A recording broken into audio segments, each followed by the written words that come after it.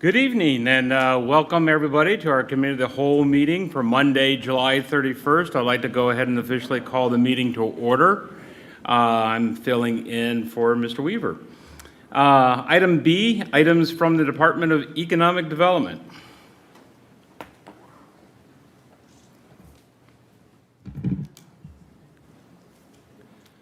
Thank you, members of council. Joining us this evening for this item are Ryan Scribner from the Montrose Group, Orthopedic One Incorporated CEO, Mark DeLazio, and Dr. Jonathan Feibel. The proposed incentive being discussed tonight is coming forth from the recommendation of the O&I Advisory Committee. The committee is comprised of council members Netzer and Bowers, Finance Director Joanne Burry, the mayor, and me. It is my pleasure to present this item that would authorize the mayor to enter into an office and industrial incentive with Orthopedic One Incorporated, one of the largest physician-owned orthopedic practices in the region. The incentive would assist the company with relocating approximately 215 employees from a leased building on Taylor Station Road in Columbus to a new 60,000 square foot, $20+ million facility they would build and own at the Crescent at Central Park. The new building would be located on the northwest parcel of the Crescent and would provide the company with a dramatic ability at I-270 and North Hamilton Road. At this time, I'd like to again introduce Mr. DeLazio and have him speak to the project. Thank you, Shannon. I believe this is on. Mayor Jadwin, council members, thank you for having me this evening. Excited to join your council meeting and talk about Orthopedic One. As Shannon mentioned, my name is Mark DeLazio. I'm the Chief Executive Officer of Orthopedic One. Joining me this evening is Dr. Jonathan Feibel. He's one of our physician partners and one of our physician-led board members. For those of you who are unfamiliar with Orthopedic One, we are the region's largest physician-owned orthopedic medical practice. We have just north of 700 employees, approximately 70 of whom are physicians. In addition to our physician services, we do offer a wide array of physical therapy services, hand therapy services, advanced imaging, as well as sports medicine outreach to the local community. We have a long history of serving the Gahanna market as well as East Columbus. And we do currently have a physician practice with all of the ancillary services I mentioned on Taylor Station Road, Taylor Station Road and Broad Street, approximately. We are entertaining the notion of relocating that practice in its entirety to the Crescent at Central Park location for various reasons. The Gahanna as a whole is thank you. All right, I know I'm loud, but that did not sound right. I appreciate that. Orthopedic One is interested in relocating our current presence to Gahanna.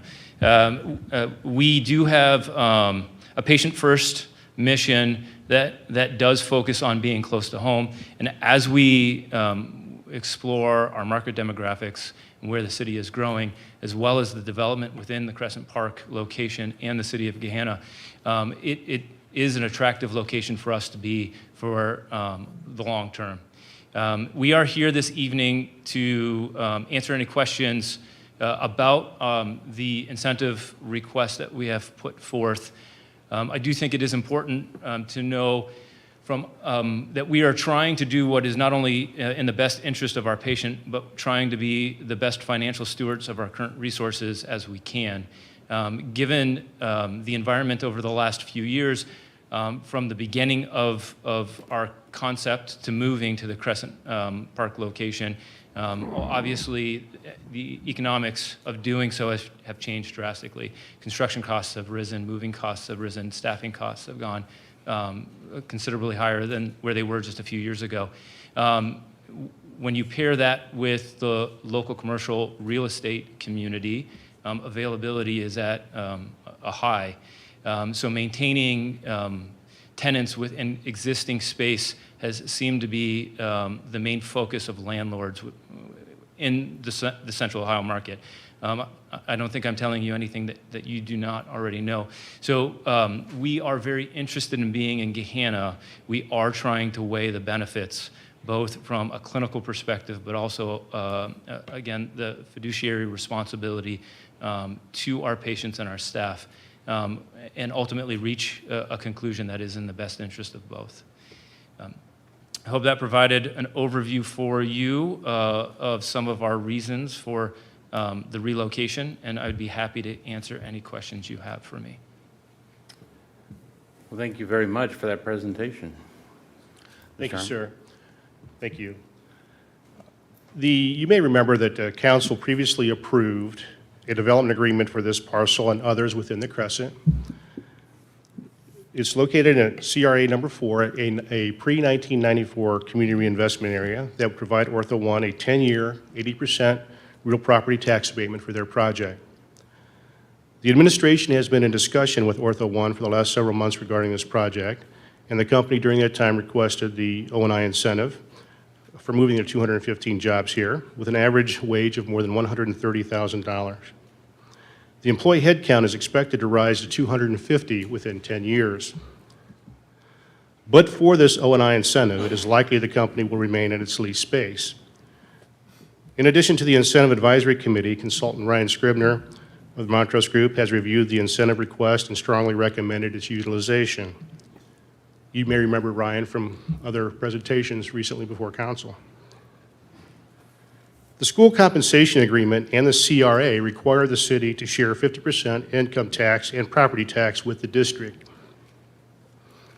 During the first 10 years of the abatement, the schools would receive approximately $565,000 annually in payments from the city for foregone taxes, or more than $5.65 million for the 10-year period.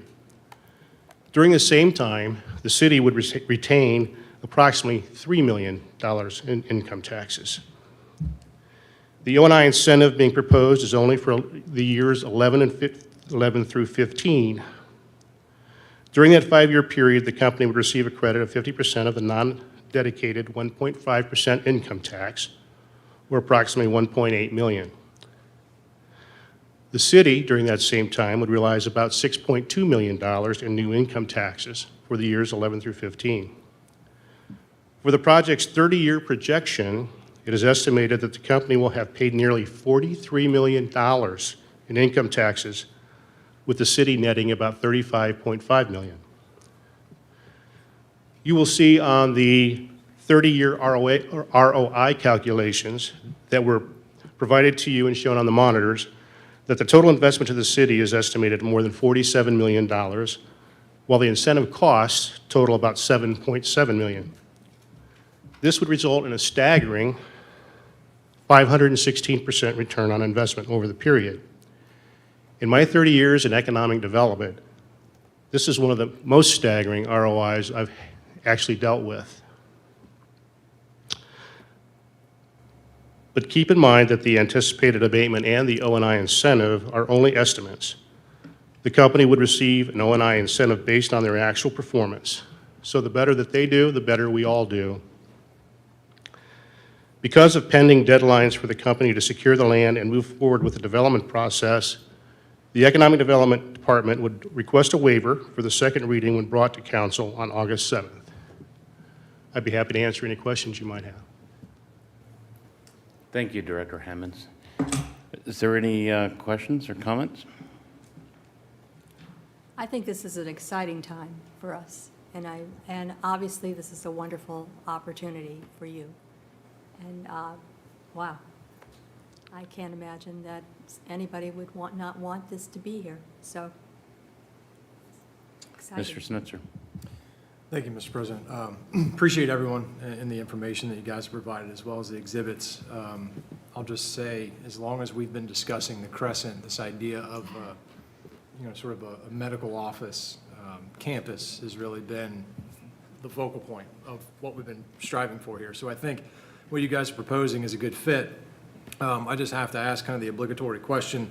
All projections are really only as good as their assumptions, and so we have headcount going from roughly 214 up to 250 over this timeline, and I think, based on my prior inspection of the Excel spreadsheet, the payroll growth was roughly 4% year over year. So I just, again, I have to ask kind of the obligatory question, which is, do you feel those estimates are reasonable? You know, I know our crystal balls are cloudy, but nonetheless, you know, do you think that that's fairly reasonable? You know, we took the information that they provided, and based on their growth, I think they are very, very sound projections. Actually, they might be somewhat conservative, but I think that they would probably be able to answer that a little bit better than I could. Yeah, I appreciate the question. It actually highlights a couple points I neglected to mention in my introductory, so thank you. With this location, we are looking to do a couple of things. One, appropriately size our existing building. So where our current location does have administrative space that no longer exists for various reasons, but it's unoccupied. But the physical makeup of the existing building does prevent us from growing some of our clinical services. So a relocation to Crescent at Central Park would allow us to expand our physical therapy space, therefore adding new positions, which we would sequence in over time. But it also takes into effect any known or pending retirements, physician retirements, as well as physician recruiting plans from there. So we are comfortable with this plan, maybe a little conservative, but we have to deliver on it. So right now, that's what I'm willing to put my name on. Sure. Well, thank you very much for the additional information. Welcome. So I believe that you said that you would be leasing the building, is that? No, they would actually construct and own the building. Okay, I'm sorry, I thought They that, currently lease where they are. okay, maybe that's what I misunderstood. So thank you, that clears a lot of that up for me. And then I also had a question here, let me pull this up. On number 3 of the O&I agreement, I saw that it says failure to do so may result in repayment, and I just wanted a little bit of clarity on that, because just the word may seems a little bit foggy and unclear. That you would stay in Gahanna for an additional 5 years following the term of the O&I incentive, and failure to do so may result in Ortho 1 repaying any funds received. I think that would be at the determination of the Tax Incentive Review Council, that actually would review that and make their recommendation to the city. And then we would have the option to follow that or to do something different than they recommend. They are the recommending body that we go to every year to have our tax incentives reviewed. So they would make that recommendation if they were to fall short, and what action they would recommend taking. I was actually going to ask Director if you can maybe explain the different levels of oversight that would be in play here, everything from Economic Development Department at a local level to the O&I Incentive Advisory Committee to, again, the TURC. Yes, so all 3 of us would, the administration, the O&I Committee, and the Tax Incentive Review Council would all have the ability to review and make a change if we so desire to do that based on their performance.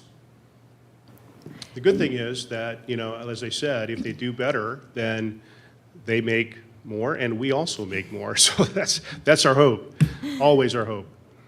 That actually leads me to, on number 8, it says, let me find it. Oh, that the agreement could be revised and or amended throughout the term, which I think you were just talking about. So it would have to go through all 3 of those parties in order for any revisions to happen. That's correct. All right, I think that's all for me. Thank you guys so much for being here. Thank you. Ms. Bowers. Yes, thank you. Thank you, Mr. Delosio, thank you. And Mr. Scribner for being here, and Director Hammonds for your time as well. A couple of questions, and this is, I agree with my colleague, Councilwoman Angelou, this is a wonderful thing to have in front of us, and we are excited to see this continued development for the Crescent, which, as Mr. Schnetzer said, has been our objective to have a medical office development there. I appreciated that you called out that this is a physician-owned practice. Could you speak a little bit to that? Is that expected to continue forward, or would there be potential, is there culture that would consider it becoming not a physician-owned practice in the future? Thank you for that question. I will start, and if you would like to answer as well, Dr. Fabo, you're more than welcome to. No, we are a physician-owned private practice with the intention of remaining so for the foreseeable future. There have been a number of mergers and acquisitions within healthcare, as you are aware of, with private equity coming into the space.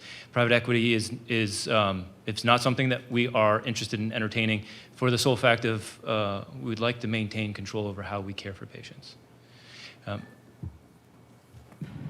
Jonathan Feibel, thanks for allowing us to be here. I would echo that. Our culture has always been the patient comes first, part of our reason for being called Orthopedic One. The patient is number one in our book. And we feel that joining a health system or private equity takes it away from us. So we have always wanted to stay independent, and it's been our goal. It's part of the reason we span 2 health systems of Ohio Health and Mount Carmel to allow it, and that we try to stay large to allow us to stay independent. Part of the problem is our costs have significantly increased in staffing, and our insurance reimbursement has steadily declined. So it's a tough market for us to be in, part of the reason we need the incentives to stay independent. So thanks for the question. Excellent. Thank you. A follow-up question, somewhat follow-up question to that, and I had mentioned this to Director Hamans before, so you might have gotten a heads up on this. In a past O&I agreement last year, one of the factors that the recipient of that incentive was willing to agree to was competitive salaries and benefits for employees, not just the physician employees, but nursing staff and medical assisting staff. And so I was wondering if you could address particularly health insurance and other benefits that you provide to your employees. Absolutely. So it is very important for us to remain competitive in the marketplace. Not only are we looking to attract new employees as we grow, but our main interest is retaining them for the longevity of their career. I do think if you were to look around Orthopedic One's makeup, we have a large number of individuals who have been employed by the practice longer than the name Orthopedic One exists. So it goes back to some of the legacy practices with 20 plus years of employment with us. I think that's a positive sign for any company. We are constantly taking a look at market salaries and making sure we're competitive, taking a look at living wage. So we do have hourly employees. Our base salary is a multiple of minimum wage, specifically for the reason that we're interested in attracting and retaining high-quality individuals. I personally think that Orthopedic One does offer some very attractive incentives that are not necessarily common in the marketplace. We offer a retirement, we have health benefits, and our goal, again, being physician-owned, privately owned, and a self-funded health plan allows us to maintain our healthcare premiums, making sure that the individuals on the lower end of the earning spectrum does not continue to experience a year-over-year increase in their health benefits. We do that whenever possible. Just recently, last year, we were able to lower health premiums for those individuals, freeze them in the middle, and then, speaking for myself personally, mine went up as a result of those decisions, right? I think that was the right thing to do. So that the physician end of that spectrum is definitely able to not only own, manage, but also independently decide how our benefit package affects frontline staff. We do offer, it's not a 401k match, but it's a 401k contribution at a percentage of the individual's income, regardless of their desire to participate. And we also provide profit sharing based off of years of service to the company. 2, I think, benefits that are uncommon or at least dwindling in today's market. One final question, if I could, Chair. Since Councilmember Weaver is not with us tonight, I'll ask the question, if you could please explain the need for a waiver on this item. Well, I think that the purpose of the waiver is so that they don't have to wait for the second meeting. So they know with satisfaction that they have the ability to go ahead and buy the land and start with the actual ownership of the construction process. One of the things that they want to do is explore getting the best prices, and the more that they have to wait, the prices continue to escalate. I mean, it's almost on a daily basis that construction items are escalating. So I think, not that we need to have an emergency or anything, they just want to know the satisfaction that the council supports it so they can move forward expediently.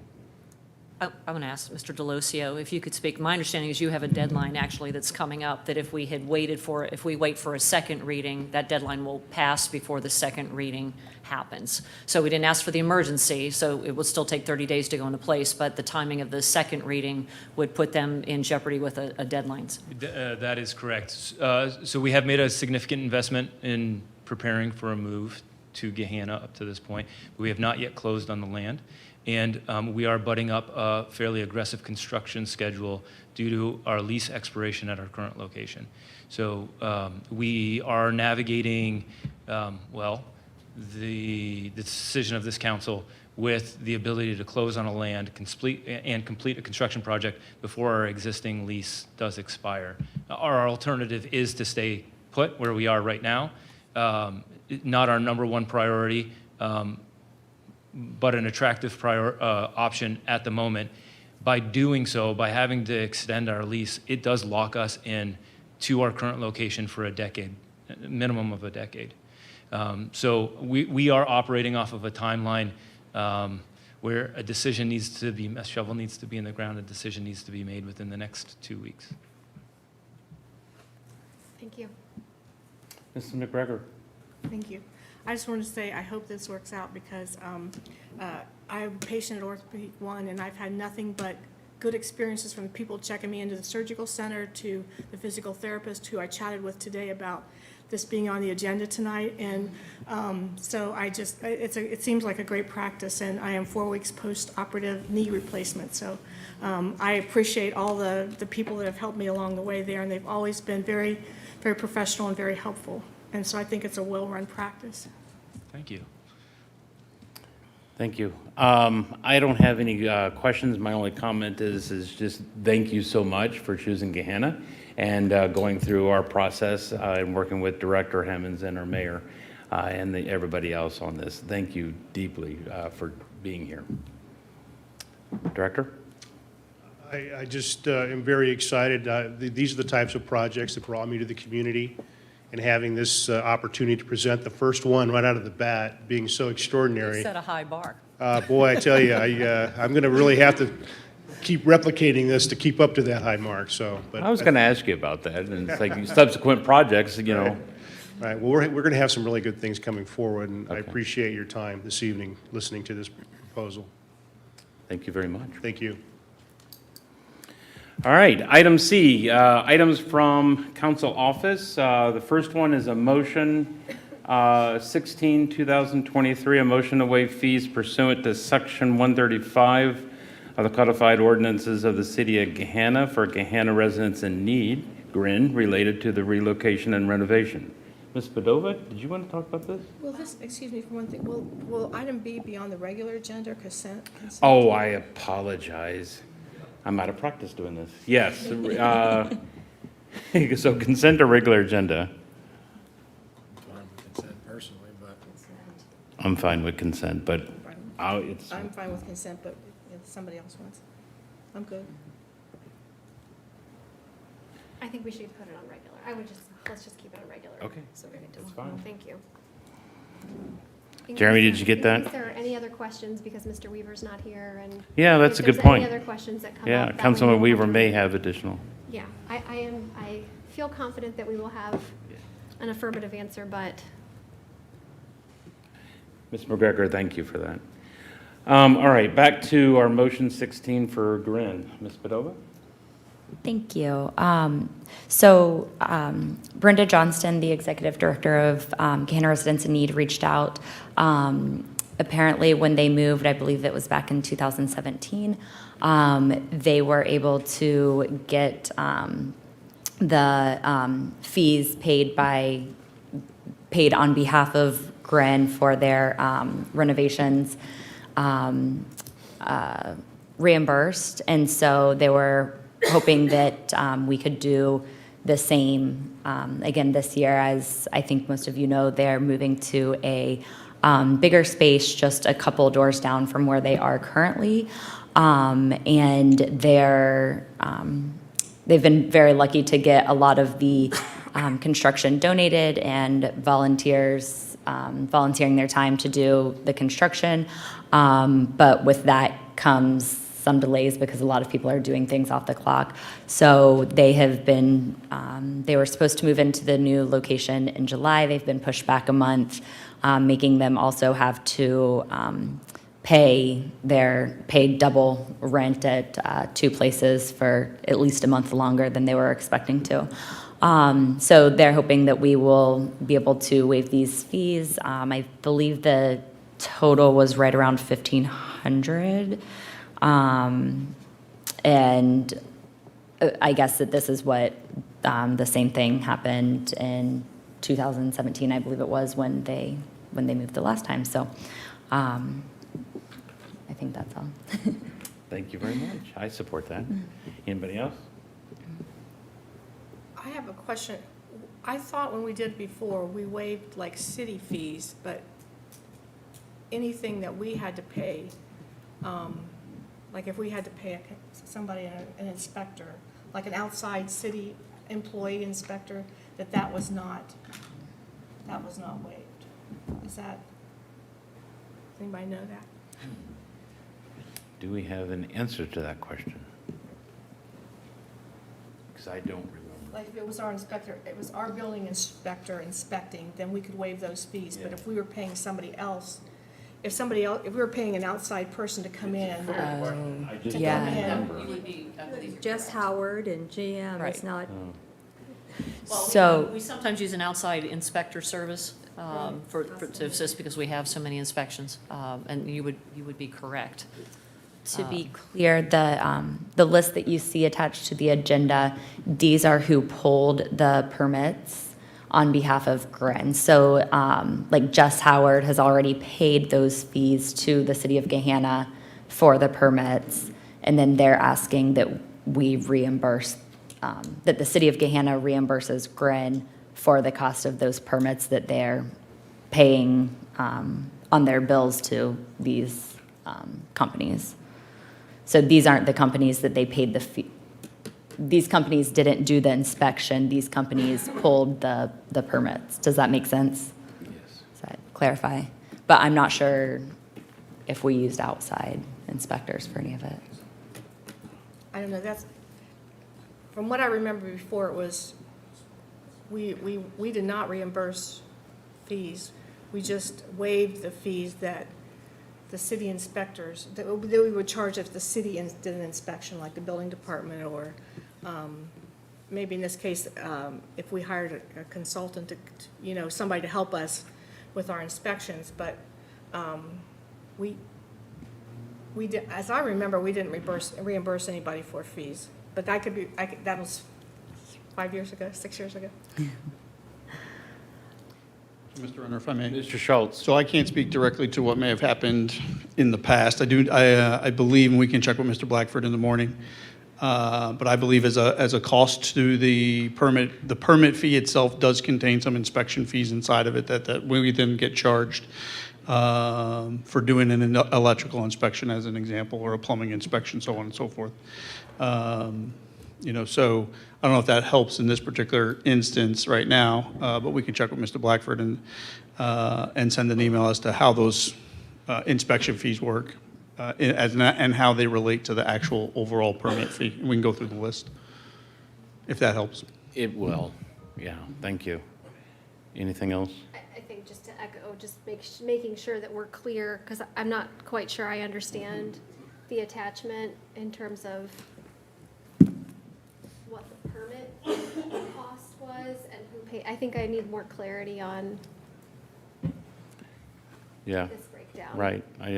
So, Mr. Schultz, you'll get us that information to help break it down, what these things are, what these cost numbers are, right? Yes, sir. Okay. Does that help, Ms. Padova? Yeah, I believe that the amounts that are listed here are what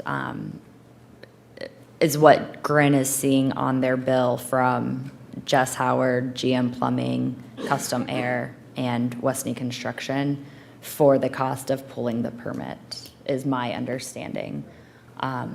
So if Kevin can confirm those You know, for us. what are these, what's behind those numbers that I think is the question before us right now? Splitting them apart a little bit. Yeah. Okay. So, Mr. Schultz, is it fair to say that maybe inside this week we'll get that information? Yes, sir. Okay.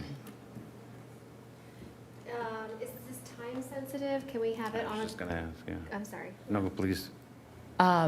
I don't think that it is, I don't think that it needs to be time sensitive. I told her that we would be discussing it tonight, and then I thought originally that we would have to do first reading and second reading, but I believe that Stephen said we would not have to do that. So the timeline that I kind of laid out was going to be about 3 weeks from when I talked to her. So I think we would be okay to come back to committee of the whole.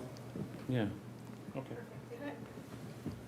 The motion says to waive, it's a motion to waive fees, but the attachment is actually, it seems like they're asking for a reimbursement fee. So to me, that's a disjunct there, like a little bit of a, you know, if we're waiving fees, that's one thing, but if they're asking to be reimbursed, that doesn't seem to comport with the motion, in my mind. Okay, so we have definitely some questions, and we have time, so we'll come back to, I'll have this come back to committee of the whole. Oh, Miranda, I'm sorry, I did not, Hi, that's okay. Sorry. The legislation will need to say reimburse since the city would be having to cut a check to meet our audit purposes instead of waive because, Any clarification as to whether they've been paid or not at this point? correct. So we can work with Kevin and then we'll let you know. okay, perfect. Thanks. So we'll bring this back to committee of the whole. Good, thank you. Third item, the second item is Resolution 27, Ride Awareness Month. Ms. Bowers? Yes, thank you. Thank you to Mr. Van Meter. In the email that Mr. Van Meter circulated to council, he elucidated that this resolution was a collaborative effort, looking at last year's resolution, working with Chief Spence, working with Patricia Kovacs from BTAC, and I gave it a review as well. But just, again, another resolution acknowledging and designating August 2023 as Safe Driving and Share the Road Awareness Month in the city of Gahanna. We've also had a lot of discussion around safe infrastructure, a lot of discussion around pedestrian and bicycle-friendly infrastructure. And so that is reflected in this resolution. I believe BTAC plans to attend next week for the presentation of the resolution. Wonderful. Any comments or questions? I noticed here on it says whereas in 2022, is that, should that be 2023? Is that what it's called?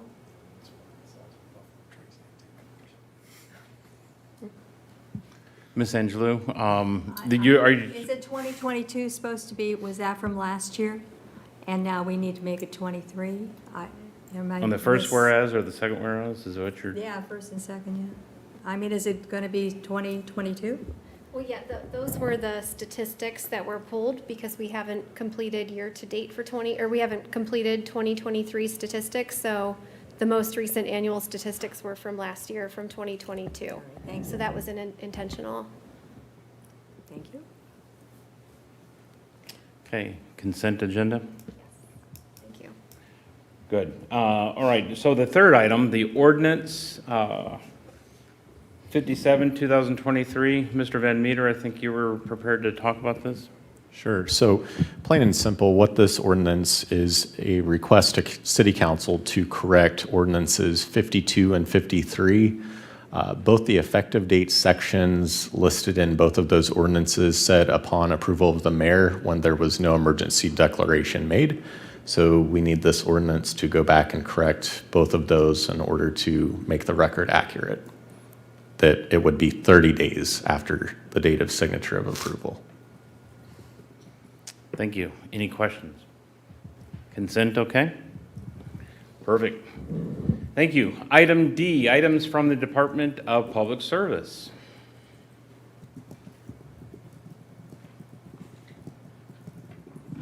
Good evening, council. I'm here for a motion authorizing the Director of Public Service to bid a contract for street light maintenance. The city manages nearly 1,900 street lights located throughout the city. These lights require maintenance to remain in good working order. This includes, but not limited to, the replacement of bulbs, lens, ballasts, fuels, etc. The contractor also is responsible for upgrading fixtures to LEDs and replacing poles when they are damaged. The city streetlight maintenance expires on 12/31 of 2023, and no further extensions are available. The Department of Public Service is requesting a motion to authorize the Director of Public Service to bid the contract for streetlight maintenance. Good. Thank you. Any questions? Consent? Wonderful. Thank you. Excuse me. Yeah. For ordinance 0057, does that extend the they're asking for an emergency, does that extend the timeline for them if we're changing it? So the change is not to make it an emergency. The change is to reflect accurately in the record that there was no emergency declared, that in fact, both of those ordinances take effect 30 days after. Okay. I just didn't want to extend the timeline. No, Okay. it wouldn't be extended. All right, thank you, sorry about that.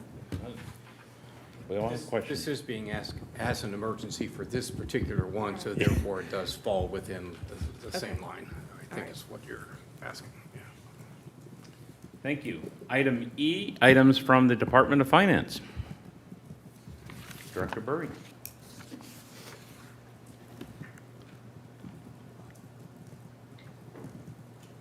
Good evening. Have a item in front of you for supplemental appropriations.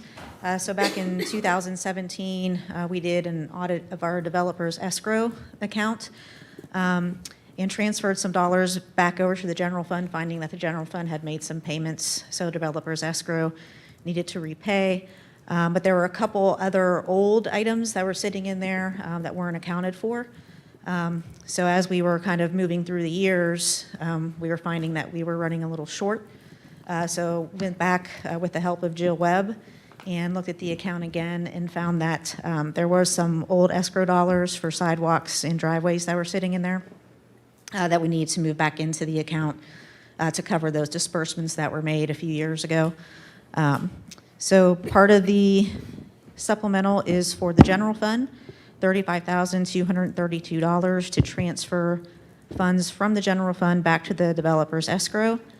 And then as we've had projects come online in the city, we're in need of additional funds also within that account for those projects. So also requesting a supplemental appropriation for the developer's escrow fund for contract services in the amount of $250,000. Thank you. Any questions, from council? Consent? Oh, Ms. Bowers.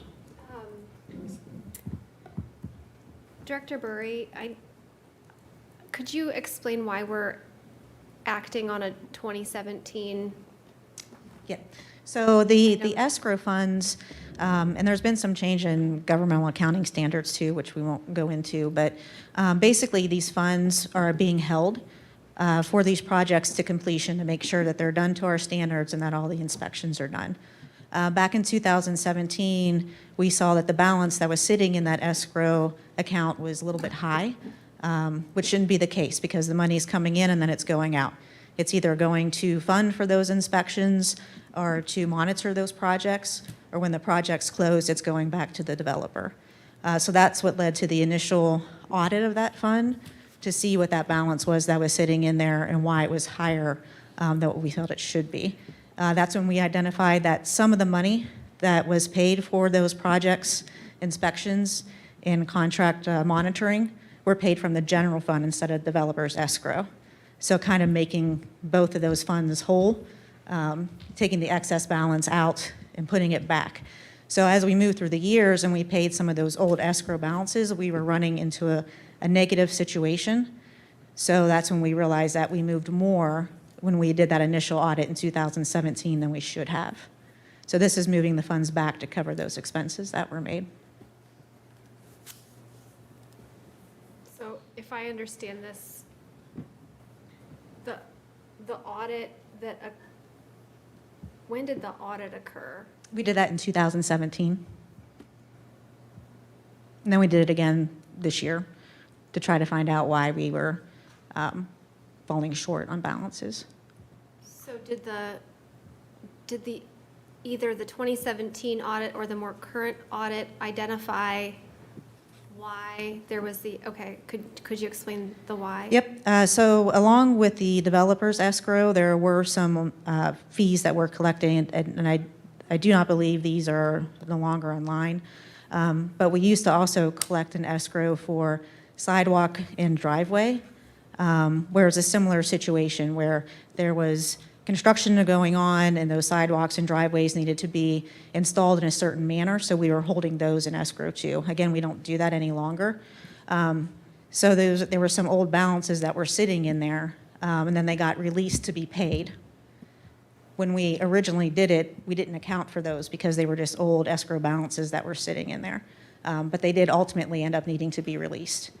So when we released it, it came out of that escrow balance, but we had already moved the funds over to the general fund.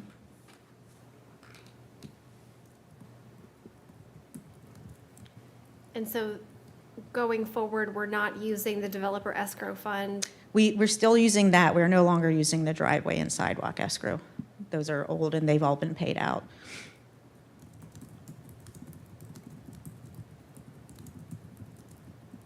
Are there safeguards that have been put into place with the developer escrow fund at this point so that we don't see these errors? Yep, and Continue. that's what allowed us to identify them. Okay. So basically, when the developers pay, it goes through the engineer's office or the planning department. As soon as those fees hit the developer's escrow, a PO is immediately opened to encumber those funds for that particular project. So making sure we have a one-for-one. So we did that back in 2017 when we originally went through the process of putting up those safeguards, so we were sure that when the money came in, it was appropriately encumbered within that right fund and for the amount of the project itself. So we put those safeguards in back in 2017.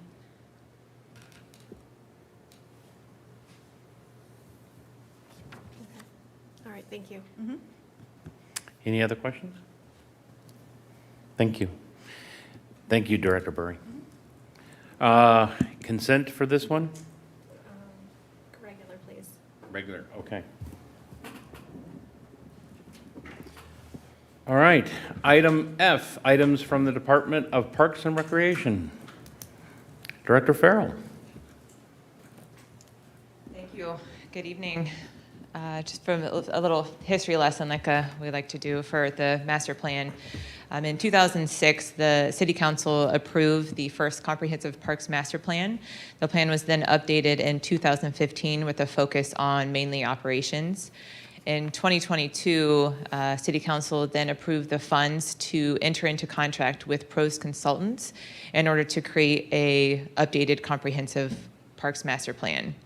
The data that Pros Consultants used in order to create the plan came from resident feedback through surveys, interviews, focus groups, and public meetings. Data was also compiled from state and national trends, as well as benchmark studies from other parks and recreation agencies. The overarching purpose of the plan is to create strategies and recommendations for programming, staffing, maintenance, operations, as well as capital improvements for over 10 years. The plan is intended to be a working document, and its main function is an action plan to create milestones as well as goals to track progress of the plan. Once adopted, these milestones and goals will be presented to the Parks Board multiple times throughout each year. The capital improvement plan will also be reviewed by the Capital Improvement Advisory Committee, and that's a quarterly review. The draft of the 2023 Parks Master Plan, as well as the executive summary, was introduced to City Council in March. Because of the close relationship with the Capital Improvement Plan, it made sense to tie the two timelines together. This also allowed time to review the lengthy documents that the Parks and Recreation Master Plan provides. Leon Younger, the president of Pros Consultants, will be attending the August 18th Committee of the Whole meeting. He was unfortunately unable to attend this evening, but he will be available for the next committee meeting to offer any answers to any questions that may be outstanding. With this, the administration is respectfully requesting an ordinance to adopt the 2023 Comprehensive Parks and Recreation Master Plan. Thank you. Are there any questions?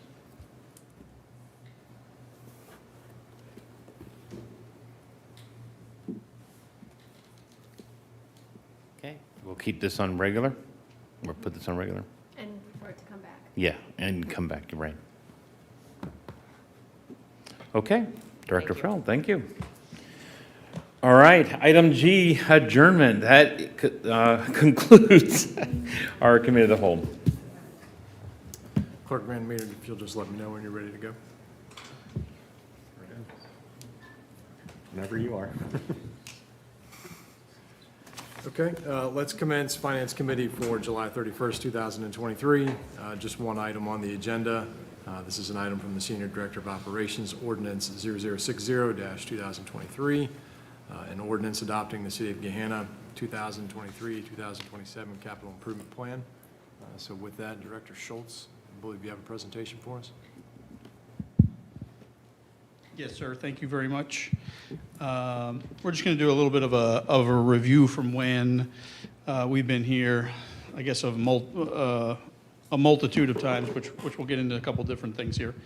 But basically, we're here to introduce the capital improvement, the 2023 to 2027 capital improvement plan for ultimate adoption here. We're going to quickly go over what a CIP is, what a CIP isn't, how we identify projects, how we fund capital projects, and then ultimately what type of investments the city is looking to make here over the next 5 years, and then ultimately getting the next steps. I'm actually going to use the previous committee meeting to illustrate many of the things and many of the processes that the capital improvement plan will ultimately go through, because what we've heard tonight is 3 projects on the committee of the whole that are directly impacted or that directly impact the CIP, and I'll illustrate those as we go here. But by way of review here, a capital improvement plan is a working document used as a planning and management tool by local governments to identify, prioritize, budget, and construct capital improvements over a given time period, right? So inside of this particular capital improvement plan, we've identified projects, equipment, other major investments, all that get plugged into the capital improvement plan, and then ultimately resources, money, if you would, finances, applied to those projects so that we can bring those, whether we bring those out of the ground, we make a purchase, so on and so forth. These things are prioritized and ranked. Ultimately, the financing and budgeting is put behind them with proper project justifications, timetables for completing the projects, and a plethora of other information presented to council and then hence to the public for comment and such at any given time. And we'll get into the process that's outlined here in a little bit. But what are the benefits of a capital improvement plan?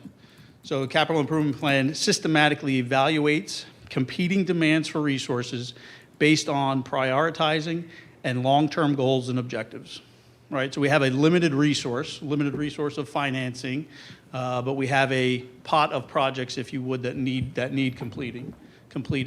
So the capital improvement plan really marries the resources with the projects, with the timing, the proper timing and the proper schedule in order to, again, bring those projects up out of the ground and bring those to fruition. So we link strategic plans with financial resources, right? That's the basics of what it is we're looking to do. It informs both, the capital improvement plan informs both the operating budget and the capital budgets. It makes effective use of limited financial resources, identifies different funding opportunities, and informs and updates the public. Ultimately, it informs and updates the public at meetings like this, meetings that we've held throughout this particular process, in order to get the information out as to what the city council, city administration is ultimately prioritizing as far as projects go. And ultimately, at the bottom there, it wraps process around what we used to do in the past, which we did call the capital needs assessment. So again, you guys are familiar with most of the slides here, but basically what we're looking at here are all of the different plans that go to inform the CIP. Right, the CIP doesn't just pick projects out of thin air and identify them and get into our nice, neat little document here, right? But the Parks Master Plan that Director Farrell just talked about, it identifies a number of projects, a number of capital projects that inform the CIP, get inventoried and organized, ultimately prioritized, and ultimately budgeted for construction or for some type of improvement, right? See the same thing with the facility studies, and what we've done around our 825 Tech Center Drive project, right? We've held a number of public meetings, a number of public information sessions, a number of public hearings even, just for the purchase of that building, and we continue to do regular updates here before council for ultimately that capital investment, right? And all these plans that you see up on the screen, my apologies, the second one there was the capital needs assessment. The ADA transition plan, the land use and thoroughfare plan, the go forward Gahanna plan, all of those plans ultimately have a public participation process inherent to them. Those inform the CIP, and then the CIP in many instances also has its own public participation process that brings the plan to life. Ultimately, what I would say, I'm going to go back to my first slide and had it underlined, and in red, it is a working document that gets to live and breathe and change over time. And we'll get into that, a little bit of that in a couple minutes here. So how do we fund capital projects?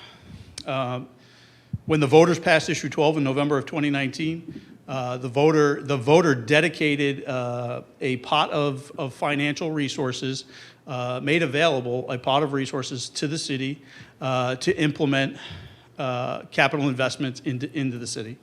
Right? This is the biggest way or the most comprehensive way in which we have to address the deferred maintenance, the new projects that we want to do, other projects that you've seen, and many of the projects that are organized inside of our capital improvement plan. It is also not the only way in which we get to fund capital improvements. Again, familiar with this slide here. Mr. Hammonds was up here earlier today talking about a tax incentive, a tax increment financing, a TIF incentive, right? That investment that ultimately, those resources that ultimately come into the city, those fund different capital improvements for infrastructure in this area, well, in the Crescent area in this instance, and help us with this backlog of deferred maintenance that we have or any new projects. One of the projects that those TIF monies would go for is a traffic signal at the intersection of, I think it's Crescent Boulevard, if I remember correctly, the name of the road, and Tech Center Drive, right? It's those those TIF funds that ultimately would go and make that improvement. That improvement wouldn't necessarily be made with issue $12. And what you also see on the screen here is a whole host of other mechanisms in which we have to ultimately fund capital projects, whether those are grants, other local funds, special assessments, user fees that we would see on our water and utility bills. Again, issue $12 and that pot of money being the most complete and comprehensive financial resource that we have in order to address the multitude of needs that we have identified here in the capital improvement plan. We talked a little bit earlier, and I'm sorry, my slide should reappear here in a second. There we go. But we've ultimately wrapped process around the capital planning process is inherent to the document. If anybody was to read this document, they would see the process as it's outlined on the screen here. So how do we get a project incorporated into the plan? Let's say we have a new project pop up tomorrow. We talked about a number of projects on the dais as we were going through a question and answer period, some of which are still under investigation, right? So the department is doing an assessment of some of these projects that we had discussed for incorporation into the plan. A project worksheet and justification is developed over those projects. What does the project actually look to accomplish? The project is ultimately submitted to the senior directors, whether that's Director Volmer or myself. They are gone through, maybe they're revised slightly, but then the advisory committee, the CIP advisory committee receives those sheets. We review those sheets as a committee, and we make the decision as a committee to move that on to council for incorporation into the capital improvement plan. Right, so you have council action there as number 4. Council is informed of a particular project, and maybe resources need to be applied to that project. Council takes action. I'm just recognizing right now today that my numbering is backwards. Nobody pointed that out over the multitude of presentations that I've given. But it's incorporated into the CIP, and then ultimately all projects on number 8 there need to go through the same procurement and legislative process as it's outlined either by council and our charter and or by our procurement policy. 2 parts that I have added to this particular slide. The first, as Director Farrell had referred to when she talked about giving regular updates to this body and the CIP Advisory Committee, but we will do quarterly reports on a very similar schedule to Director Burry's financial quarterly reports. So there'll be regular updates to this particular body on how are we doing in the implementation of our CIP. Are there projects that are new that need to be added? Are there projects that, for any particular reason, need to be put on hold and postponed maybe till the next year, so on and so forth? But the other process that I'd also like to point out is that, and the difference between the CIP, which is the organization of many years' worth of projects, versus the capital budget, the annual capital budget, which is established, again, by this body during the regular budget cycle, which kicks off October, November each and every year, right? So the projects that we would like to implement for 2024, you folks will see that list of projects and those dollar figures, not only in the capital improvement plan, but you would also see those in the budget materials as they were presented by the administration during the budget presentations. So again, another point in time where the public has, and you folks have, the ability to have discussions around any particular projects that we would be funding for that subsequent year.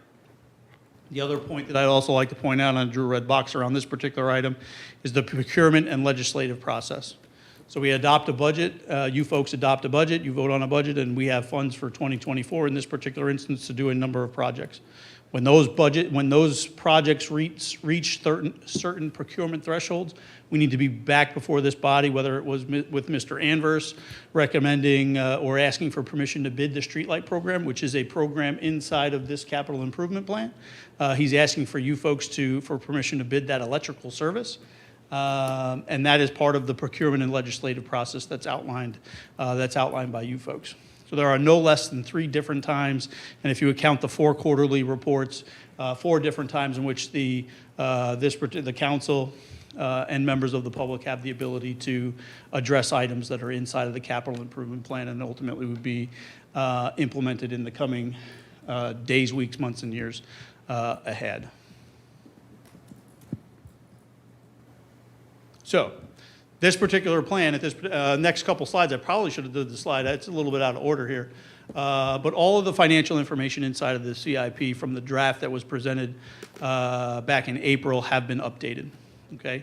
So we are looking at, the numbers have changed slightly. I think in the original draft, we were looking at 185 million. We're looking at about 195 million now. What you'll see in some of the subsequent slides is just what changed, if you would. But basically, we're looking at the numbers in parentheses. These are the project categories that are outlined inside of the document. The numbers in parentheses, those are the number of identified projects in each one of those categories. And then obviously the current 5 years is 2023 to 2027. And the amount of financial impact or investment we would hope to make over that current 5 years, what's referred to in the document as that current 5 years. That pie chart has also been updated. And the one number that I would like to point out is under city facilities where it says $87 million and there's an asterisk there. That asterisk is there because we wouldn't be asking this body to fund $87 million in 1 year or even that 5 years. That money is bonded out and repaid over a number of years over the life, well, it's paid out over the life of the bond. So that $87 million is not a one-time expense. It's an expense at this point that would be paid out over 30 years. The majority of what's in that $87 million is 825 Tech Center Drive, the Parks and Service Maintenance Facility, and a couple other projects that you could see outlined there. So what's changed inside of the document that you guys saw back in April versus the document that was attached to the agenda today? So as I've already said, we have updated financials throughout the entire document. Where there were some Excel errors and such, those have been corrected, and we've gone over it with a fine-tooth comb to make sure that our calculations are correct and the numbers that we're reporting are accurate as well. We matched resources with projects. When you look back in section 10 of the document, you will see what funds are going to fund each one of the identified projects. One caveat that I will give you there is that as part of the original original presentation that we gave when we introduced this back in June, I believe it was, there was some issues with old encumbered funds. We're currently going through all those funds and doing a little bit of reconciliation and seeing what can actually be returned to those funds for reallocation. So that work is largely being done in the engineering world, and then also in some instances in the Parks and Recreation world. So those will continue to flesh out in the coming weeks here. But again, that the resources matched with projects is something that the CNA document, as an example, didn't get down to that level of detail. We have removed one of the discussion items we had at this particular body. We removed the street tree program from the report. I want to be clear, we haven't removed the street tree program. We've moved it to the operating side of the Parks and Recreation budget. That was done with counsel from Director Farrell, obviously, Director Burry, as to how we inventory and assess street trees. And we don't see those as necessarily a capital item. We're seeing those as more of an operating item. For audit and not budgetary, but accounting reasons, it's easier for us to account for those on the operating side of the ledger than it is on the capital side of the ledger. Things like equipment, bucket trucks, those types of things, obviously are still inventoried inside of the equipment section of the plan here to bring that program to life, but the actual trees themselves are not inventoried as capital like a fire hydrant would be or a street light would be. We added a water distribution study to Zone 2. Zone 2 is the industrial district area. We need to study that is also the area that the largest water consumer of the city is located in that area, Niagara Bottling. Anybody that has a bottle of water from Kroger and or Costco has a Niagara bottled bottle of water. We need to study that particular area to understand what an increase in their capacity would do to serving water throughout that particular district. That is a new project that has popped up and has been added to this particular CIP. That is being taken care of from a funding standpoint. That is being taken care of by allocating some funds, encumbered funds, to this particular project out of the water fund. We added a brine making machine for snow and ice removal into the equipment fund, into the equipment section of the document. Brine is a pre-treatment that we currently have to travel down either to Whitehall or another municipality to load tanks and either spread it on the roads or put it in a storage facility. It would be good if we had the ability to make our own brine and store it long prior to an event happening. These events, they don't necessarily announce themselves. We don't know that next Tuesday we're going to have a snowstorm. So it would be good that we had the ability to make that brine ourselves and have it in storage and then use it on demand as opposed to having to go and capture it and then spread it ourselves. We added a project for the security wall at Hunters Ridge Park. Hunters Ridge Park, which was little known to me until this project popped up, but Hunters Ridge actually extends back behind Hunters Ridge Plaza all the way to Rocky Fork Boulevard here. And there's a brick wall that is in need of repair. That is our wall that we manage and maintain. The proposal inside of this particular CIP is to remove that brick wall and replace it with a metal-type fence along that same corridor. We updated the aquatics assessment / facility plan. And basically what we did there was we took out the future reference to, I believe it was $6 million. And basically the only thing that you're seeing inside of there, inside of those worksheets, is the $60,000 in the aquatics assessment and facility plan itself. We updated the equipment section in total. Mr. Weibensinger, he went through the entire equipment fleet, if you would, plan for replacement of vehicles, and he reorganized that from a known starting place from our previous superintendent, got that in much better working order for us. That information has been updated 100% inside of the document, whether that be in the worksheets and the next steps boxes below. The numbers honestly did not change very much, but where we're looking to consolidate pieces of equipment and only purchase one piece of equipment as opposed to two, all of that is now inside of the plan. And the last thing that we did was we updated the title, and that's why it's in quotes, but the skate park removal was a formally titled project, and inside of the description it made reference to rebuilding the skate park or action sports park down at Lower McCorkle. We renamed the skate park removal to the Action Sports Park project, which includes the removal of the skate park at Shaw Park, and that's all in the description. That description has been updated. And the one that actually didn't make the list, and I'm sorry that it didn't, it should be on here. I'll update the slide before I send it to Jeremy to attach to the minutes. But we updated the ADA project in city facilities to better reflect what that project is. The one note that I will make on that project is that I think in quarter 4, we're going to recommend that project actually come out of the CIP. And then when we identify projects, that are in concert with the ADA transition plan, those get into the proper locations inside of the CIP itself. Let's use the example of we're replacing a sidewalk accommodation at a park facility, right? That is a capital project that we're just replacing the sidewalk at X park at X number of dollars. So we don't necessarily need a project identified that we currently have, which is, I forget what the title of it even is.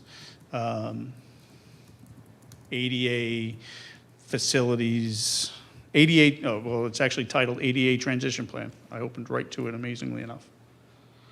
So, next steps. CIP adoption timeline, what I have here is, I just went all the way back to April when we did a plan overview before council. We actually published a draft of the document the week of June 5th. We've had a number of discussions at finance. I think there's at least 3 on the list, plus tonight is 4 on the list of public conversations that we've had around this particular plan. We've had on June 21st, we hosted in this particular room a town hall presentation and discussion on the plan itself. We had a conversation, Chief has a civic association meeting each month. We went and gave a very similar presentation to what I'm giving tonight before the civic association.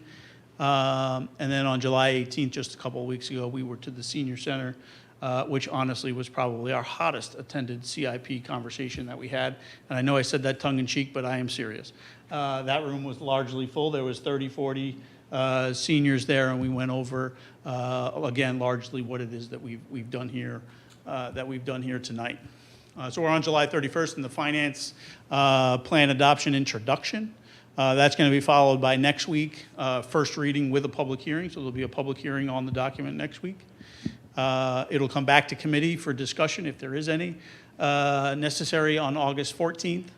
And then ultimately what we'll be looking for is second reading, again with a second public hearing and plan adoption, loosely or tentatively scheduled for August 21st, given my schedule follows. And with that, Miranda told me I had 22 minutes, and I think I did it. Thank you. Thank you, Director Schultz. Before opening it up to council questions or comments, I'm wondering if you might go back to, I think it's slide maybe 2 or 3, the one that had the flow chart. This one here? Yes, sir. Would you mind providing, as you mentioned, it's misnumbered, but that number 5, where it has the advisory committee, can Yes, you sir. maybe peel some layers of the onion back there and provide a little more granularity as to the Sure. the composition of the advisory committee, sort of the feedback loop for how projects get incorporated into this flow chart? And then in addition to that, could you provide a bit more detail on the annual capital budget with particular emphasis on, again, how this particular body helps to provide input on that and shape that document? Yes, sir. I'm going to flip to it here so I get my details correct. But as part of this document identifies the creation of the Capital Improvement Advisory Committee. That particular committee is made up of the mayor, representatives from City Council, which is President Renner, and the Finance Chairman, you, Mr. Snetzer, there. The Senior Director of Administrative Services, the Senior Director of Operations, myself. And basically, folks come to that particular body there, and they introduce, if you would, projects to that particular body. And imagine any stakeholder. So many of the directors that come before you folks introducing a project, 3 of them were here this evening, would come before that body and if you would pitch, I'm going to say pitch in air quotes, pitch a project to that particular committee. That committee would have the ability to prioritize that project, ask questions around that project. Basically, they have the ability to reject that project. Director, I need more information about A, B, C, and D. Can you please go back and provide us some additional information?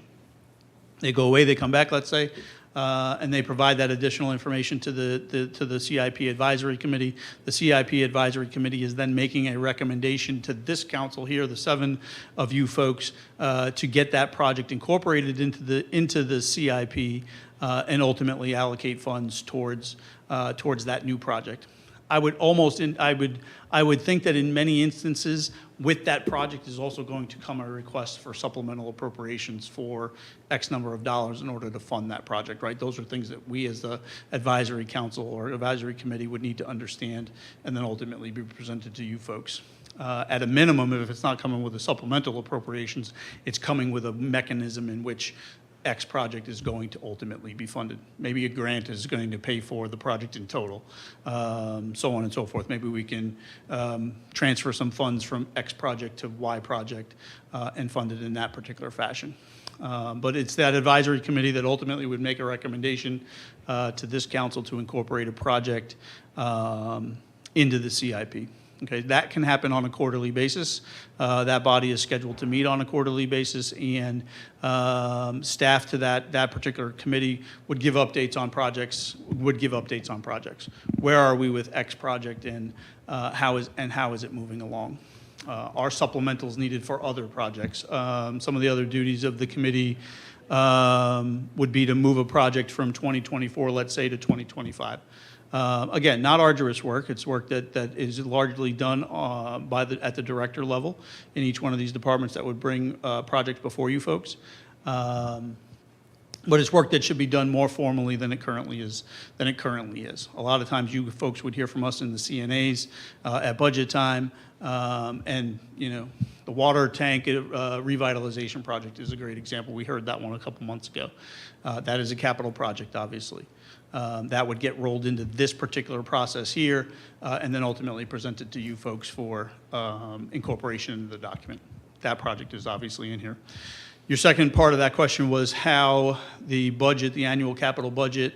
Just looking for more information on, again, the specific mechanisms for feedback from council. From council. So there's a multitude of, so we have quarterly reports all the way up until the third quarter, right? The budget would get introduced there in the fourth quarter. So we would take your feedback, a lot of the same feedback that we heard from you folks during the questions and answers during Finance Committee about, can we consider this project? Can we consider that project? So on and so forth. And let's say those projects were for 2025, just for argument's sake. Those projects are then incorporated into the CIP. the CIP process and the CIP Advisory Committee goes and does their work.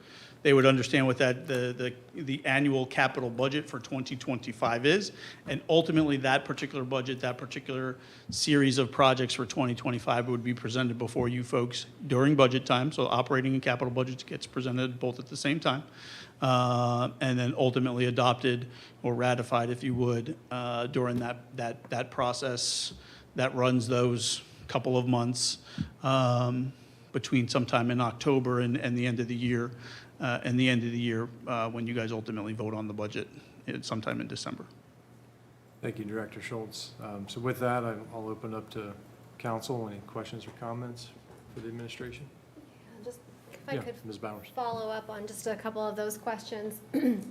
So I suppose up until tonight, my understanding of the advisory committee was that the advisory committee informed where we were today, but that the quarterly meetings and the quarterly status reports would be done at committee to the full body of council. That is correct. Director Farrell said, I believe, that report will be made to the advisory committee. The advisory committee, we staff is going to make that report to all 7 folks at council. Is the advisory committee going to understand what that report is going to be before it comes before council? Most likely, yes, absolutely. That's part of their duties and their role. But ultimately, that report is going to be presented before you folks here. Just as Director Berry gives the regular financial update, I think our plan is that we do it even in the same meeting, in the same fashion that she does the regular quarterly financials. So if the feedback that you get at that quarterly meeting is that the will of council would be to shape or to shift what's being presented from staff, where do you go with that information then? Do you amend your report?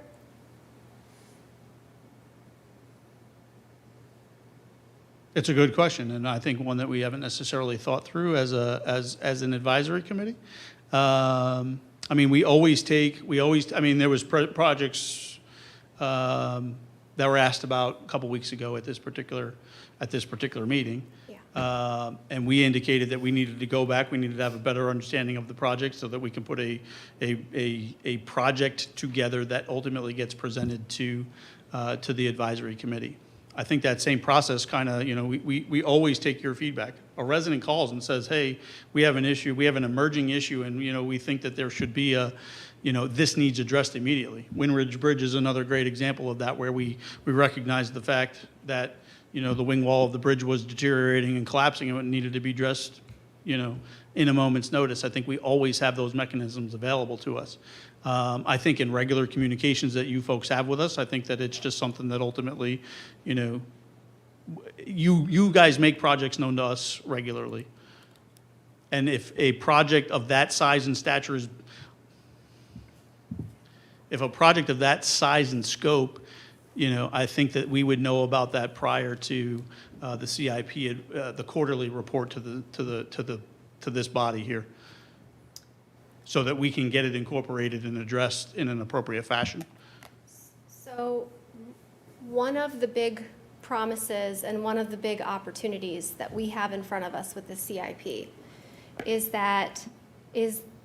for me, that we can create some continuity and some project prioritization that will outlast staff changes or election cycles, et cetera. And while those future bodies will certainly still have some oversight, one of the things about this document that I find one of the promises of a CIP that I think is really critical is to ensure that the plans that you outlined on the slide before, those key recommendations get a placeholder, get continuity through the CIP. And so one of the big concerns that I have right now is that there are some legacy projects that we've come up with here through the conversations at committee, and they're not yet reflected in this document. And my concern is that they will just get lost if there isn't a more reactive mechanism to incorporation than what we've seen so far in this process. So I think what we've seen or we've heard before, I think we've identified one project that's not incorporated into the document that more research is being done on as a legacy project. The sidewalk project that we talked about last week at the sidewalk conversation is incorporated into this document with the sidewalk program. The project, and forgive me, I'm forgetting the name of it, McKenna Creek, drainage issues and drainage concerns. That is a creek that runs the entire distance of the city of Gahanna through a large stretch of the city of Gahanna. And honestly, we're not exactly sure what that project is at this particular moment. So it wouldn't be prudent for that project to be in this plan yet. My intention is not to identify certain particular projects. I'm more interested in looking at how do we ensure that the process has the two-way dialogue that has in a healthy way? And how do we ensure continuity so that these projects from several years ago to 10 years ago to 2 years ago continue to be identified and prioritized through transition? And I don't necessarily need an answer right now. I don't think that they're not, to be honest with you. Are there occasions where some things fall through the crack? Sure, absolutely. Again, the sidewalks on the Rocky Fork sidewalk is a great example of that. It was brought to our attention. We identified where that is in the process. We went back all the way to 2018 to figure out if there were any other issues or challenges or streets that were missing, and it was determined that we weren't. So when those things are brought to our attention, we address them immediately and we get them incorporated as best we can. And in that instance, it's already incorporated into the document. The McKenna Creek issue and challenge. Yeah, there are things out there that, sometimes they raise to the level of, we need to have some additional conversations with those residents as to what those issues are. And are they, I'm not saying there's no issue there, but we need to go through a process in order to identify that as a project to get into this particular document. We are developing those internal processes in order to do managed inventory of the projects that we manage and maintain on a regular basis. We've had an entire engineering department basically that turned over last year. Mm-hmm. That's how do we avoid those things? I'm not in disagreement with you. I'm definitely not. We do need to do a little bit of cleanup. But I don't think, and I would never want to convey to the administration, staff, you folks, the public, that there is a large number or a large backlog of projects that isn't being addressed because we forgot about them. No, and that's not the intention. The intention, though, is that there are some, I think, recommendations that have come out through various plans that you've identified that for good reason, for understandable reason, have not made it through the years to present. They're not on the radar. And I think that what I'm trying to get at is how do we ensure that we understand the mechanism for inclusion of those projects that at least... We're talking one project right now. You keep saying a number of projects. I've identified one. If I could, because I'm getting a little confused. So can you give us an example, Councilwoman, of maybe some of the legacy projects that you believe have been identified that aren't in the CIP yet, and that might make it a little bit easier to respond to you? My big issue is continuity, is ensuring that we have a document that will be clear about what projects are in status, what projects are priorities, and then we can, as staff changes, as electeds change, that we understand, okay, maybe we need to reevaluate and not pursue that, but at least we have a document where it's been incorporated. Sure. So what about this makes you think that that's not what this is? Because I think that's what the CIP is. I think that what I'm trying to get at is, I would like to understand more clearly what the process is for inclusion of those types of projects, because from what I'm still a bit confused on the advisory committee's role versus the quarterly report to council. And so I would like, and the question that I posed was, if there's feedback that comes from council, how does that then get incorporated into this document? Sure. And I think that's the purpose of the quarterly reports, and I'll maybe expound a little bit and give you a chance to take a drink. Kevin, you've been talking for a while. But I think that's the point of the quarterly reports. It's not only to give you, council, all of council, an update on the status of projects and where they are in moving forward, but then to get feedback from, okay, what has come up, what now needs to be added, what is finished, what can come out, and then get feedback from all of you in terms of, hey, I'd really like to see this in there. I think you as council need to have a conversation as well. I mean, there's 7 of you. If one person says, oh, I want to see this project, does it automatically go in there? Or does that need a majority of council to say, yes, we all want to see that in there? Or is it, 7 different ideas coming forward as to what needs to be in the CIP? I think that's a conversation for all of you to have. But I think that's the point of the quarterly reports, is to get feedback from you, just as we have had the last 6 weeks of conversation around, here's a draft of the CIP, what is missing that you can think of that we don't have in here yet. There's some things that are concepts, and I will maybe refer, since we've had the Parks Master Plan tonight, I can envision that long list of survey results from all the residents that participated in that, with all of the different things they'd like to see. Having a concept is one thing, having an actual project to move forward is something else. So I'm trying to meld the two in my mind with what you're saying as well. Sure, but I guess maybe this is, we oftentimes will do an assessment or a study of a concept before we move forward with implementation. And so that is included in this document in various ways, but we've omitted other types of those types of assessments. And without getting, there are a handful of things that I think that have been brought up that aren't just a personal pet project, but that have been part of City Hall conversations for years.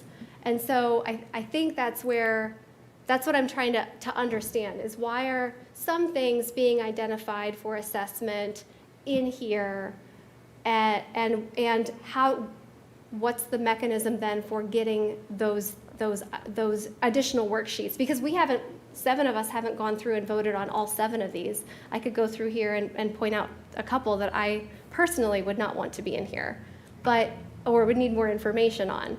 So I think that's what's that process? And if that process is the quarterly meeting, then it's more than just a report to us. It's an Exchange. It's what we've been having, I would think, for the last 6 weeks, but. Yeah, so I'm obviously listening to the dialogue here, and I'm wondering if maybe this isn't perhaps a satisfactory roadmap for ahead of the first quarterly, and we can essentially kind of see how it goes. Well, I guess what I'm hearing is there's concern about, okay, we've raised, for lack of a better word, ideas, or we've identified needs, but they haven't gone through the degree of study that would be, I guess, required in order to assign a dollar figure and a timeline associated with them. So what's the intermediary step between identifying a need or a want to ultimately getting it into this CIP and allocating funds to it? So let me throw this out there as just a suggestion.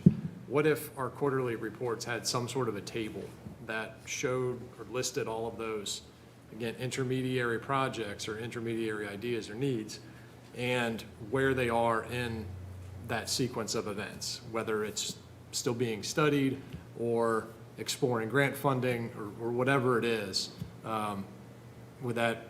Or do not recommend, right? Even if you Fair come enough. back to us and you say, Ms. Bowers, you brought up X, Y, and Z project. The staff at this time does not recommend to move forward. Great.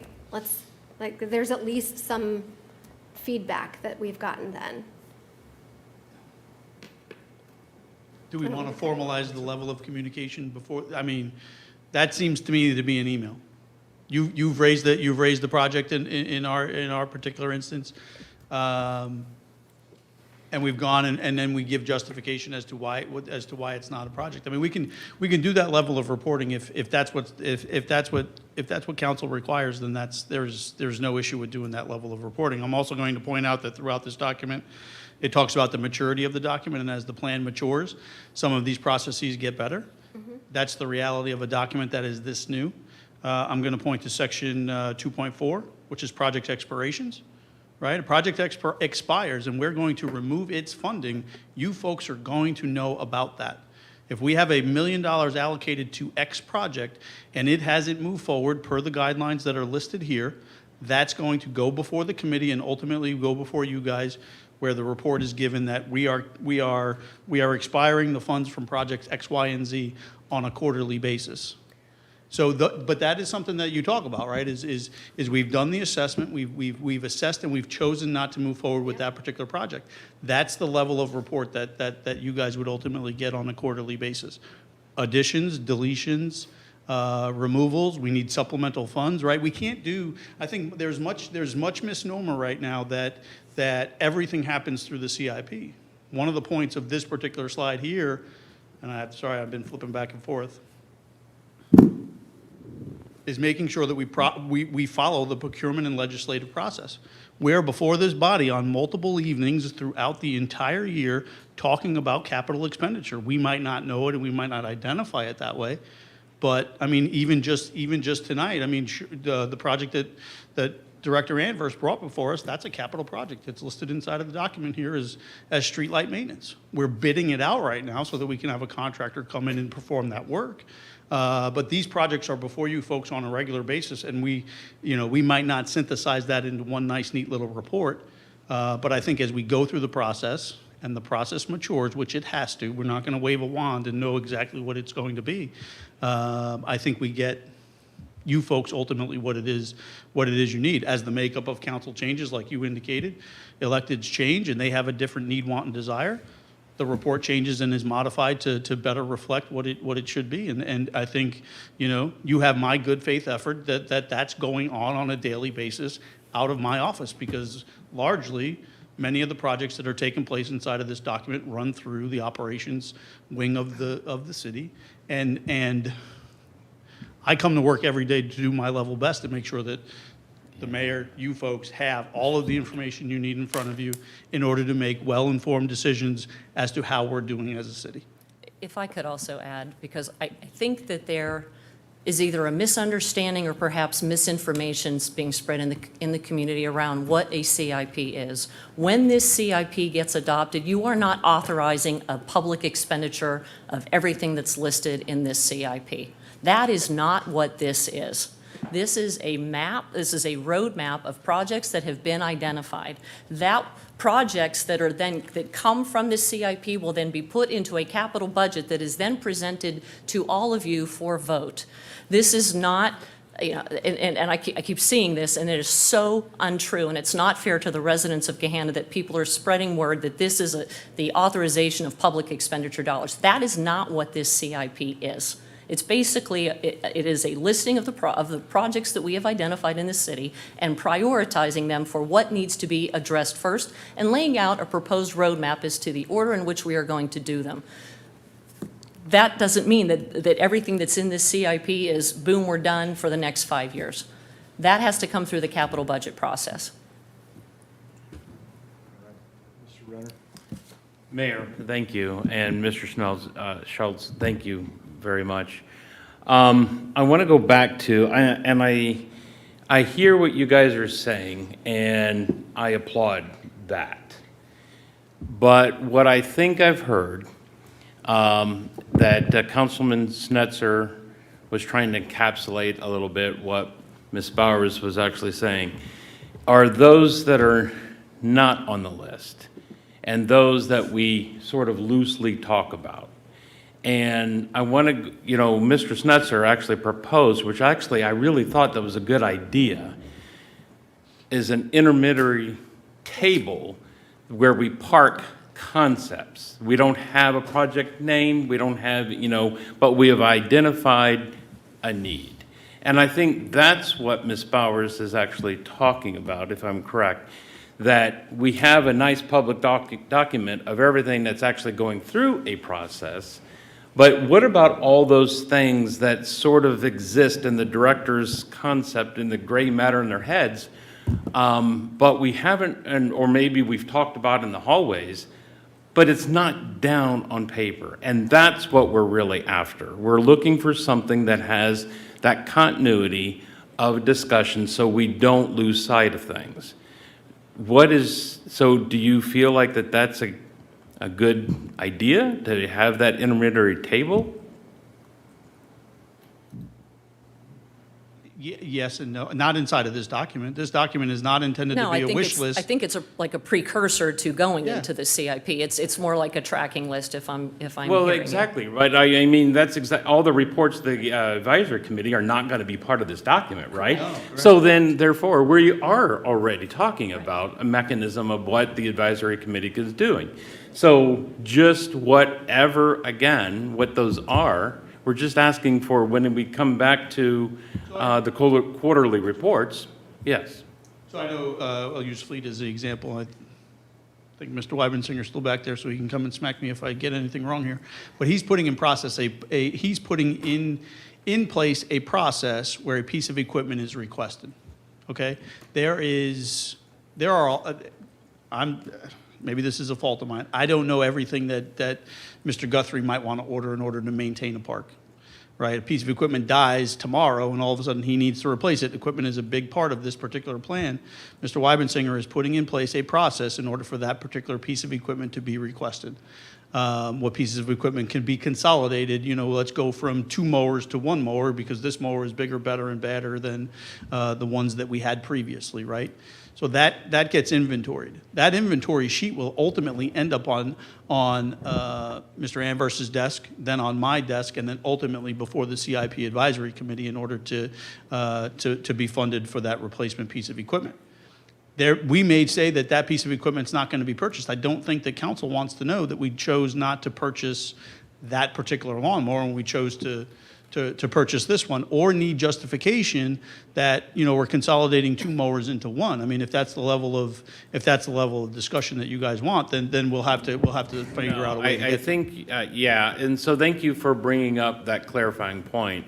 This is really about those nebulous concepts that we have discussions with residents, that we communicate with directors, and then that directors may have something else. Equipment, assets of that, I have don't bring that up until budget time. Right. So let me jump off of what Mr. Renner was saying. So I want to go back to this idea of the quarterly council report. And I want to underscore that that's directed to council. We've had some brief discussions here about that being a bit of a back and forth.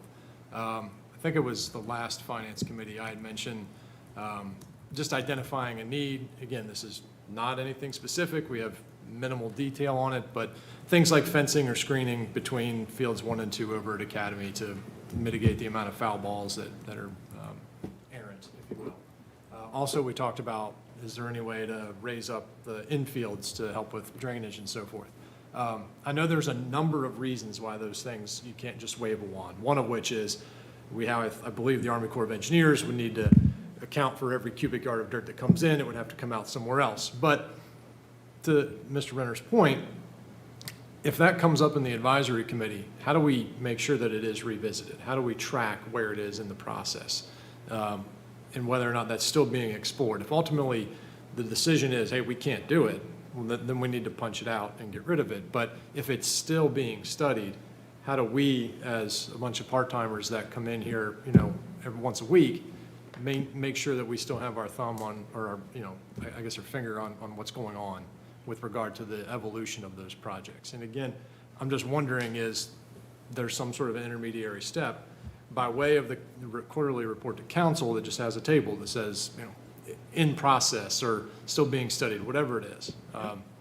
Again, I mean, it sounds like meeting minutes is a potential solution.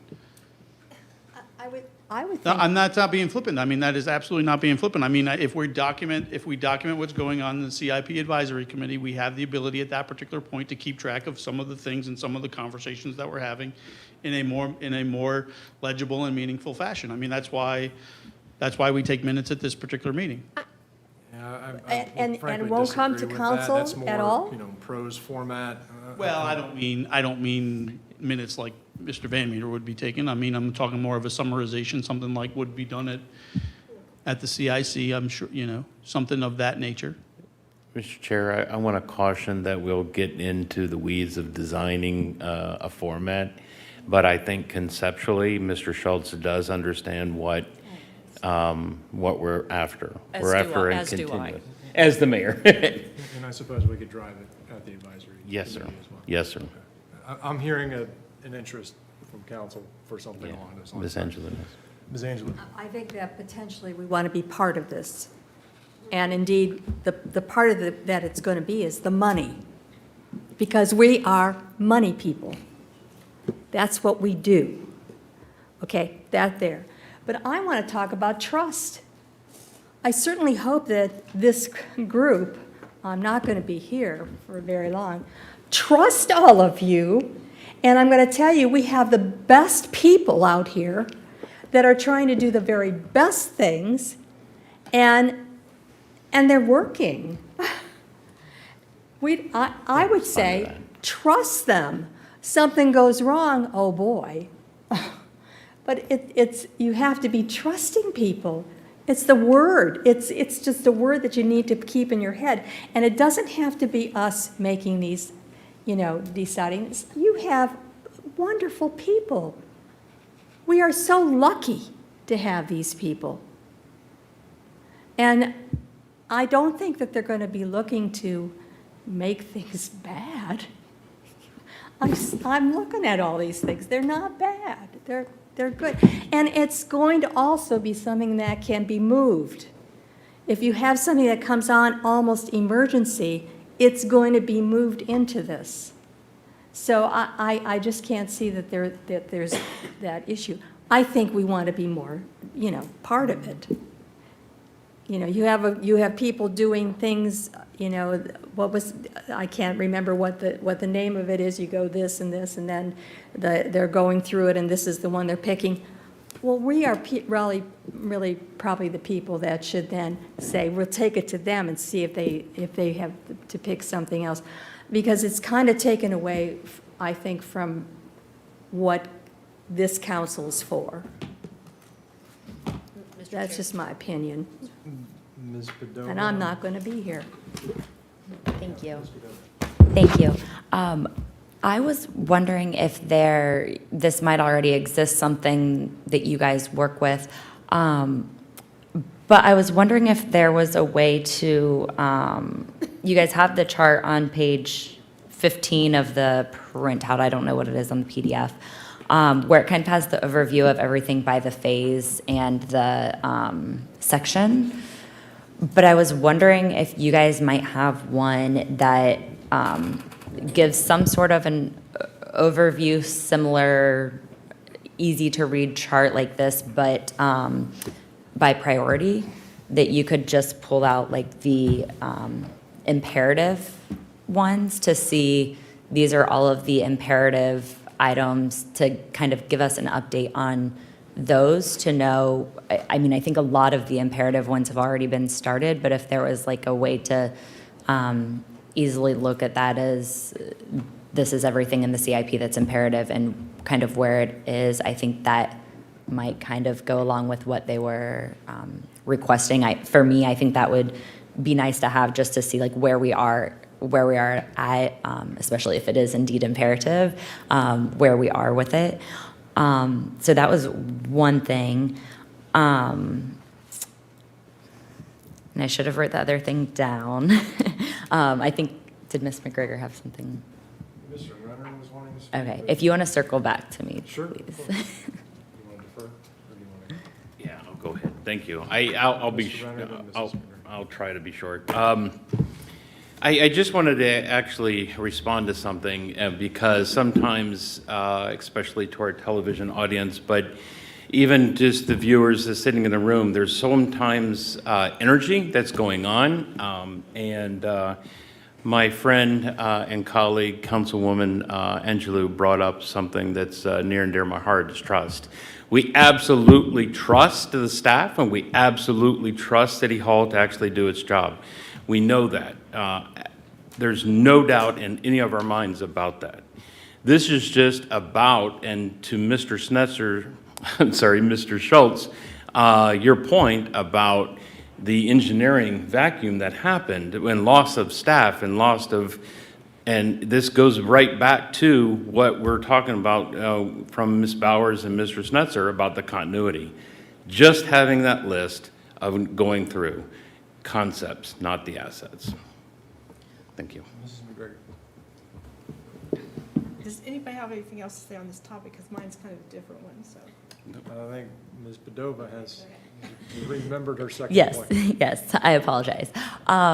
So I think that another thing that would be helpful, I don't know if it necessarily needs to belong in here or if it's something maybe for our quarterly reports, is just having a definition. I feel like there are a lot of terms thrown around of a project, a concept, and I'm not sure that there's clarity on what all of that means. Casual conversations in the hall, this is a concept is something that maybe we've discussed to me, but a project is something we've actually put money into. So I think if we had some clarity around these terms so that we're all just on an even playing field of this is what we're talking about, because I think that occasionally there's a little bit of confusion on that as well. So we'll go to Madam Mayor, then to Councilwoman McGregor. Okay. You sure? Yeah. First of all, I want to thank you for the conversation and for the feedback. I do believe I understand what you're looking for, and we will work on what that looks like. You had mentioned your role, both of your roles as well, the president and the finance chair on the CIP advisory committee. I think that will be an important part of providing that feedback to Ms. Bauer's point around how is it that we guarantee when things are discussed that they end up somewhere tracked. And I do think that will be part of the conversation that needs to happen as part of the CIP advisory committee. So we will work on figuring out what that looks like in terms of how we could track that best. But I do want to reiterate, and I very much appreciate your comments, Councilwoman Angelou, about trust. But we're all in this together. This isn't just us coming to you saying, this is what we want to do, and asking you to say, okay, great, on you go. This is a collective conversation, and it also extends beyond this room. It's everybody in the community.